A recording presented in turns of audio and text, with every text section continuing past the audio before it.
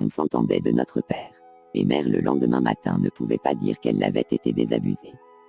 La tripotée.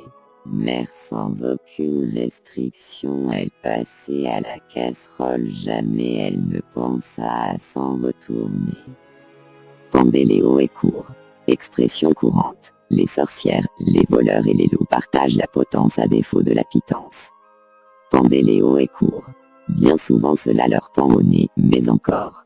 L'étymologie du verbe ne nous éclaire que peu. Le latin « pender » nous offre un verbe transitif signifiant « être suspendu », pendant, flasque. Quant à son tour transitif, il nous propose « suspendre », « peser », puis, par extension, « peser mentalement », c'est-à-dire « évaluer », « estimer ».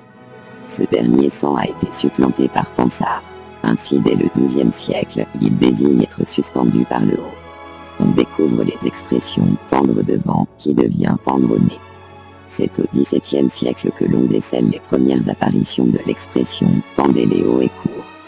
La pendaison est un acte de justice rendu ou donné. Dans tous les cas, elle est torture et synonyme de peine de mort. Mécaniquement, elle provoque la rupture du cou, provoque la suffocation puis l'impossibilité de respirer, donc la mort. Deux explications s'affrontent quant à la longueur de la corde. En effet, il semble que tout le monde s'entende pour que le haut soit relatif au meilleur point de vue pour observer la déchéance du corps, les muscles se relâchent et le condamné ne pouvant plus agir, toute fonction musculaire détendue provoque une évacuation générale par tous les orifices possibles.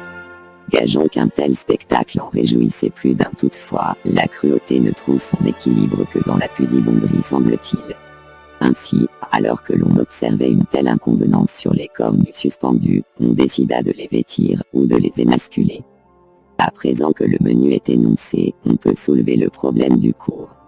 Beaucoup prétendent que le pendu ne vaut pas la corde qui le soutient, c'est pourquoi elle était courte. Cependant, au regard d'une telle appétence à la cruauté, ne peut-on tout simplement admettre que l'expérience permit de constater une mort bien plus lente et donc plus douloureuse lorsque la corde est courte. En effet, physiquement, plus la corde est longue, de 1 à 3 mètres, les pieds ne touchant pas le sol, plus la force est importante, alors la nuque se brise rapidement. Longtemps la peine capitale s'est disputée l'honneur de la veuve ou du gibet. Cette mise à mort révèle l'inactivité du corps, indique son apparente soumission. Ainsi, lorsque l'on découvre un loup suspendu à un arbre comme au début du siècle dernier, ou à un feu de signalisation il y a peu, on ne peut que constater que cette mise à mort n'offre aucun procès.